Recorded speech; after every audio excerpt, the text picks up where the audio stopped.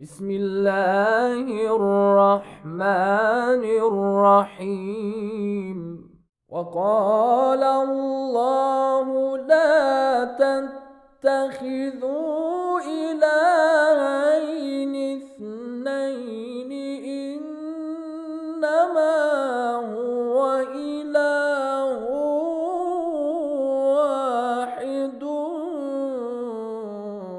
فإياي فارهبون.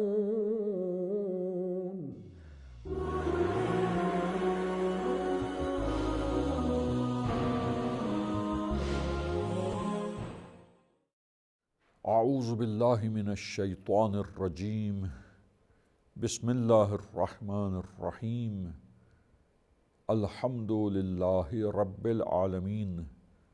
والصلاة والسلام علی اشرف الانبیاء والمرسلین وآلہ الطیبین الطاہرین المعصومین۔ عزیزان گرامی، محترم ناظرین، برہان نظم اور دلیل نظم اللہ تعالیٰ کے وجود کے اس بات میں اور اللہ تعالیٰ کے وجود کو جو برہان نظم اور جو دلیل نظم ہمارے لیے ثابت کرتی ہے، آپ کی خدمت میں پیش کی گئی۔ اور اس دلیل کے بارے میں اب کچھ شبہات ہیں جو بعض فلسفیوں کے اذہان میں پیدا ہوئے ہیں، ان شبہات کو پیش کیا گیا تھا، اور ان میں سے دو شبہات اور ان کے جوابات کو پیش کیا گیا، اور ایک تیسرا شبہ بھی جو ہے وہ بیان کیا گیا، جو ایک اسکاٹ لینڈ کے فلسفی کے ذہن میں آیا تھا، اور انہوں نے اس برہان نظم کو جب وہ اسٹڈی کر رہے تھے تو اس کے بارے میں گفتگو کرتے ہوئے اس شبہ کا اظہار، اس وسوسے کا اظہار کیا اور بیان کیا کہ یہ کس طریقے سے اس کا سولیوشن ہوگا، کیا آنسر ہوگا۔ یہ کویسچن جو ذہن میں اٹھتا ہے کہ ہماری نالج لمیٹڈ ہے، اور لمیٹڈ نالج کی وجہ سے بہت ساری چیزیں ایسی ہیں، معنی دسیوں نہیں، سینکڑوں نہیں، ہزاروں نہیں، لاکھوں نہیں، کروڑوں نہیں، اربوں مثالیں جو ہے علوم نے ہمارے لیے روشن کی، اور ان سب مثالوں میں اربوں چیزوں میں کائنات کی ہم نے نظم و ضبط پایا، اس کے مثبت اثرات اور اس کا خیر ہونا ہم نے اس کو سمجھا انسانوں نے۔ لیکن پھر بھی لمیٹڈ تو ہوئی نا نالج، اتنی وسیع ہونے کے بعد بھی اس کی لمیٹیشنز ہیں نا، باؤنڈریز ہیں۔ اس باؤنڈریز کے باہر ابھی بہت سی ایسی چیزیں ہیں کائنات کی جو انسان کے علم میں ابھی نہ آئی ہوں گی، بہت سی چیزیں ہیں جن کے بارے میں انسان ابھی تک آگاہی حاصل نہیں کر سکا ہے، اور ممکن ہے، ایک امکان احتمال دیتا ہے کہ ان میں ایسی چیزیں ہوں کہ جو بد نظمی کا شکار ہوں، ان میں نظم نہ پایا جاتا ہو، اس میں خیر اور مثبت اثرات نہ پائے جاتے ہوں۔ تو اس کا جواب کیا، اس شبہ کا جواب اب دیا گیا ہے، اور کچھ علماء نے عقائد کی کتابوں میں لکھا اور بیان کیا ہے، اور ہم اپنے معزز سامعین کی خدمت میں اسے واضح کرتے ہیں یہاں پر کہ آپ دیکھیے کہ اتنی کثرت سے جہاں ہم نے کروڑوں اور اربوں مثالیں، مختلف علوم اور علم نے جو انکشافات کیے ہیں، جو چیزیں آشکار کی ہیں انسانوں کے لیے، جب یہ کروڑوں اور اربوں مثالوں کو ہم مشاہدہ کرتے ہیں اس عالم میں، اس کائنات میں، تو اس کائنات کی اتنی کثرت سے یہ چیزیں جن کو اس طرح حسین اور خوبصورت انداز میں، جن کے مثبت اثرات ہیں اور جو خیر ہے، اور ایک خاص نظم و ضبط کے ساتھ ان کا وجود ہے، اور خاص انتظام ہے، خاص نظم کے ساتھ یہ باقی ہیں، اور خاص نظم کے ساتھ نظام میں پروئی گئی ہیں کائنات کے نظام میں، اور جو کچھ اس کا کام ہے، جو کچھ اس کے اثرات ہیں وہ ظاہر ہو رہے ہیں، اور ان اثرات سے اس نظام میں ایک فائدہ مل رہا ہے، ایک مثبت اس کے اثرات مرتب ہو رہے ہیں۔ لہٰذا جب ان چیزوں کو کثرت سے لاکھوں، کروڑوں اور اربوں مثالیں دیکھ کر انسان جب دیکھتا ہے تو اسے یہ یقین حاصل ہو جاتا ہے کہ ٹھیک ہے کہ ہماری نالج میں ابھی بہت سی چیزیں نہیں آئیں، لیکن جہاں لاکھوں کروڑوں مثالیں اس کائنات کی اور اس کائنات کی موجودات جو وجود میں لائی گئی ہیں، اور یہ وجود میں جو ان کے وجود میں مثبت اثرات اور جو خیر ہے اور جو نظم و ضبط ہے، اس کو جب ادراک کرتے ہیں، اس کو جب سمجھتے ہیں، تو اتنی کثرت سے موجودات میں نظم و ضبط دیکھنے کے بعد یہ انسان کو یقین حاصل ہو جاتا ہے کہ وہ اشیاء جن کے بارے میں ٹھیک ہے کہ ابھی انسان کے علم کے دائرے میں وہ نہیں آئیں، اور انسان کا تعقل اور انسان کی فکر ابھی ان چیزوں تک نہیں پہنچ پائی، اور وہ انسان کے لیے ابھی معلوم نہیں بنی ہیں وہ اشیاء، علم انسان کو ان کے بارے میں حاصل نہیں ہوا ہے، فرض کیجئے بہت ساری اشیاء کے بارے میں، لیکن یہ لاکھوں کروڑوں اشیاء جو سب اس طرح منظم ہیں کائنات میں، لہٰذا انسان کو پتہ چلتا ہے کہ وہ اشیاء جن کے بارے میں ابھی علم حاصل نہیں ہوا وہ سب ان کروڑوں اشیاء جیسی ہوگی۔ جب کروڑوں اشیاء دیکھی اور ان کے اسرار و رموز دیکھے، ان میں جو نشانیاں تھیں جو وہ پتہ چلیں، کیسا نظم و ضبط ہے اس کے بارے میں آگہی ملی، اور علم حاصل ہوا انسان کو ان کے منظم انداز سے قائم ہونے میں، وجود میں آنے میں، اور اس منظم وجود سے منظم طریقے سے نظام جو آگے بڑھ رہا ہے ان کا، اور جو ان کی بقا ہے اور جو ان کے اثرات ہیں، ان تمام چیزوں کو دیکھ کر انسان کو یہ یقین حاصل ہو جاتا ہے، یقین کامل جہاں کسی شبہ کی گنجائش نہیں رہتی کہ وہ دیگر وہ اشیاء جن کے بارے میں ہماری توجہ نہیں پہنچی ہے وہ بھی اسی طریقے سے نظم و ضبط کے ساتھ ہیں، اور یہ کائنات بغیر نظم و ضبط کے خلق نہیں کی گئی، بلکہ ہر شے کے اندر ایک حسن ہے، ہر شے کے اندر ایک نظم و ضبط ہے، ہر شے کے اندر خیر اور اس کے مثبت اثرات ہیں، ہر شے، کوئی بھی شے اس کائنات میں بیکار اور عبث پیدا نہیں ہوئی ہے، یوں ہی بیکار اس کا وجود نہیں ہے، بلکہ اس کے اثرات ہیں جو خیر ہے، جو مثبت ہیں، اور وہ اس دنیا میں وہ اثرات ظاہر ہوتے ہیں، وہ اثرات ہمیں سمجھ میں آتے ہیں جب ہم ان علوم کو دیکھتے ہیں، ان اسرار کا ہمیں علم ہوتا ہے، وہ آشکار ہوتے ہیں، ہمارے لیے واضح ہوتے ہیں، انسان پکار اٹھتا ہے کہ سبوح قدوس، تمام تعریفیں اس اللہ کے لیے ہے جو تمام عیوب سے پاک و پاکیزہ ہے، وہ ذات جو بابرکت ذات ہے، تمام تعریفیں اس کے لیے مخصوص ہیں، جو تمام کائنات کا پیدا کرنے والا اور تمام عیوب سے، نقائص سے منزہ و پاک و پاکیزہ ذات ہے، جو ہر چیز سے بے نیاز ہے، اور ما سوی اللہ تمام مخلوقات عالم، تمام موجودات اس کی نیاز مند، اس کی طرف فقر رکھنے والی، اس کی ضرورت رکھنے والی، اور اس کے بغیر نہ یہ وجود میں آ سکتی ہیں، نہ ان کا وجود باقی رہ سکتا ہے۔ تو عزیزان گرامی، ایک تو یہ بات ہوئی، اور دوسری بات یہ کہ کچھ مطالب یہ ہیں جو ان کے رائٹنگز میں بھی، اور ممکن ہے کہ دیگر حضرات کی طرف سے بھی جو کچھ شبہ پیش ہوا ہے اس میں یہ چیز آئی ہو اور بیان ہوئی ہو کہ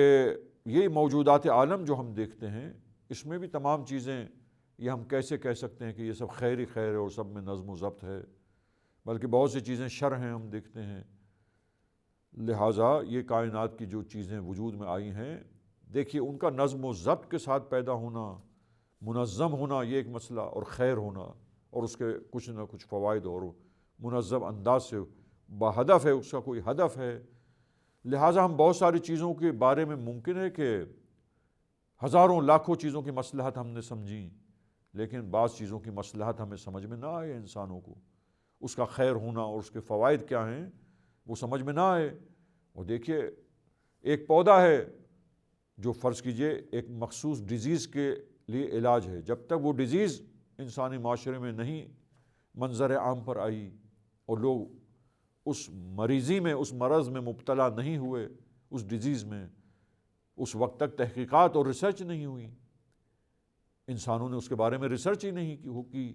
لیکن جب وہ ڈیزیز ایک مرتبہ معاشرے میں پیش آئی، بعض انسانوں کے لیے یہ صورتحال پیش آئی کہ وہ اس ڈیزیز میں مبتلا ہوئے، مریض ہوئے، تو پھر اس مریضی کا علاج کیا ہے اس کے بارے میں تحقیقات شروع ہوئی۔ جی بہت ساری مثالیں ہیں۔ ملیریا، جب یہ ملیریا اور یہ بخار اور یہ مرض جب معاشرے میں آیا، معاشرے میں پھیلا، تو پھر وہ پودا اور وہ چیز کہ جس سے اس کا علاج ہو سکتا ہے، جس کی وجہ سے ملیریا کے جراثیم مر جاتے ہیں، لہٰذا وہ پودے کا انکشاف کیا گیا کہ یہ پودا اور یہ نبات یہ ملیریا کے مرض کے لیے مفید ہے اور اس میں یہ خیر ہے۔ جب تک یہ انکشاف نہ ہو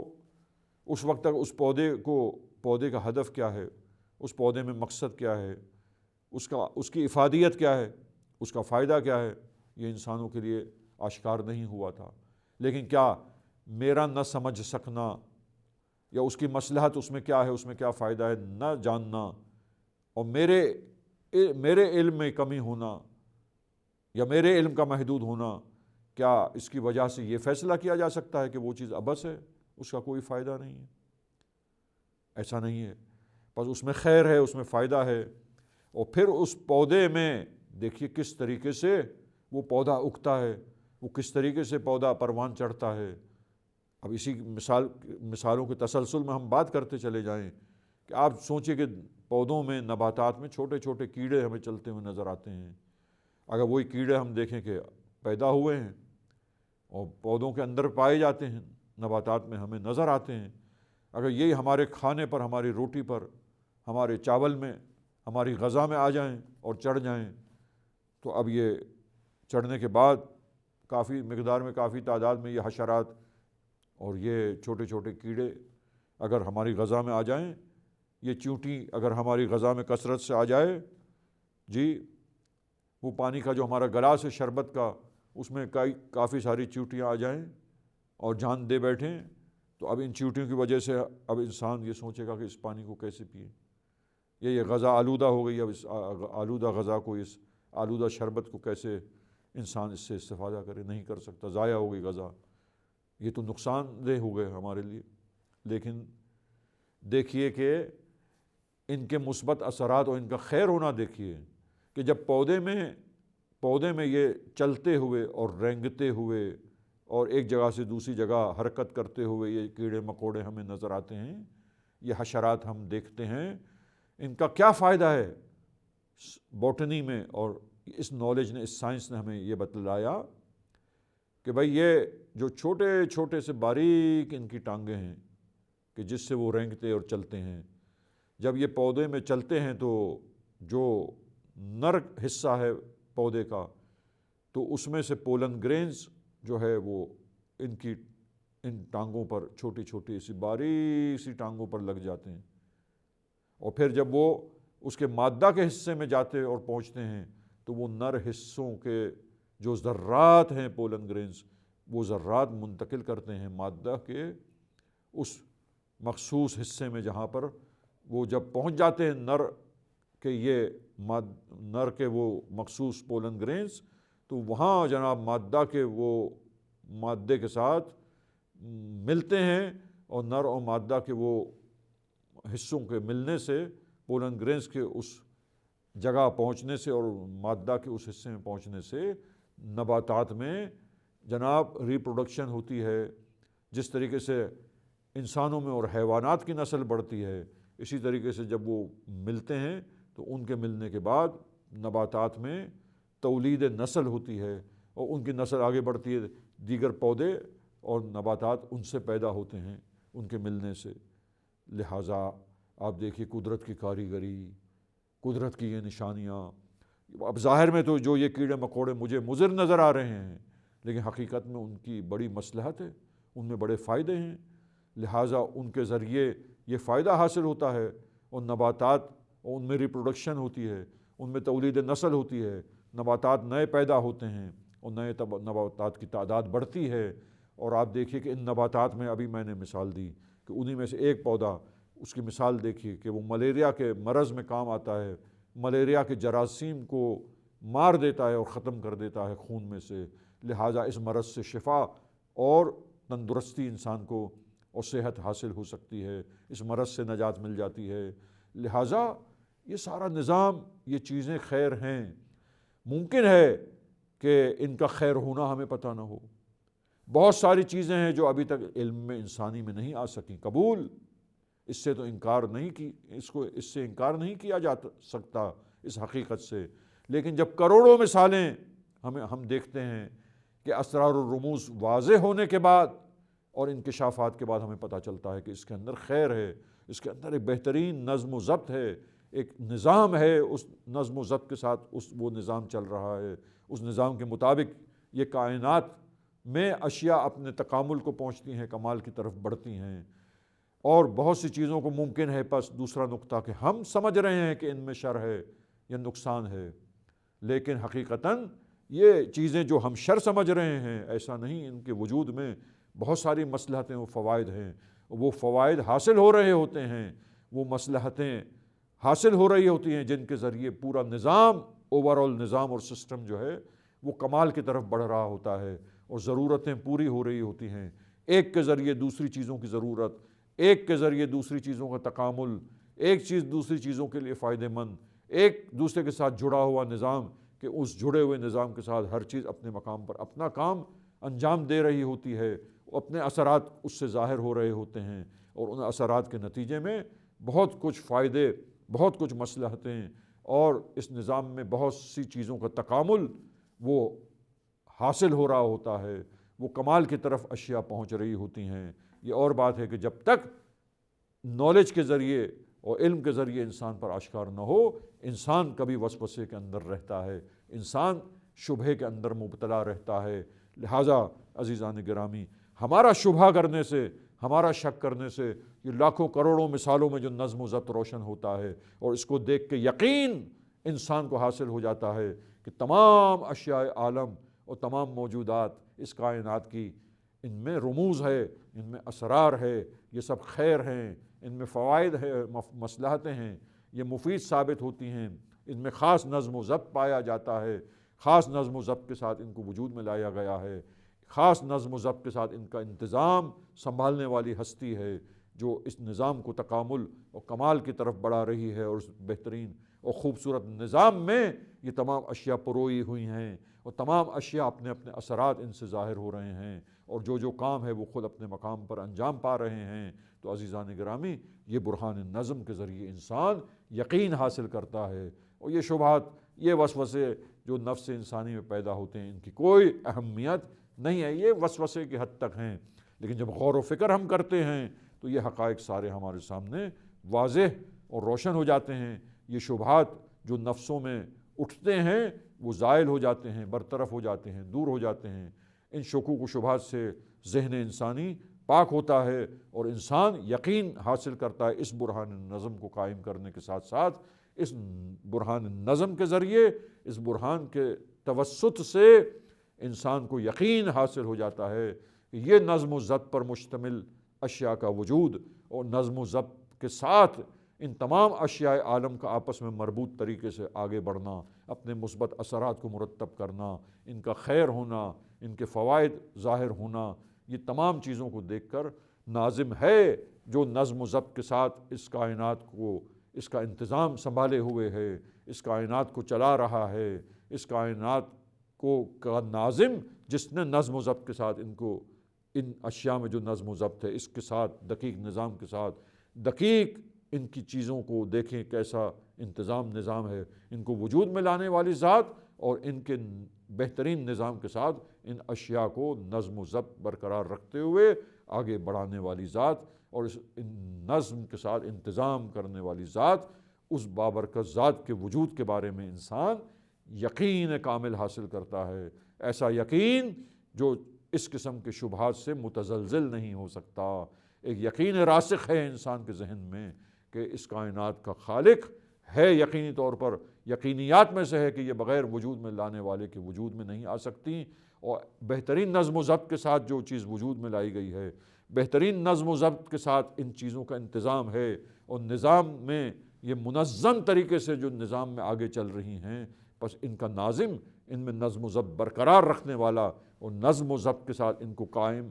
رکھنے والا، باقی رکھنے والا وہ پروردگار ہے جس نے ان کو پیدا کیا، جس نے ان کو باقی رکھا، اور جس نے ان کے لیے بہترین نظام قائم کر کر ان کو کمال پر اور تکامل پر پہنچایا ہے۔ وصلی اللہ علی محمد وأہل بیتہ الطاہرین۔ اغفر لنا ذنوبنا وارفع البلايا، اغفر لنا ذنوبنا وارفع البلايا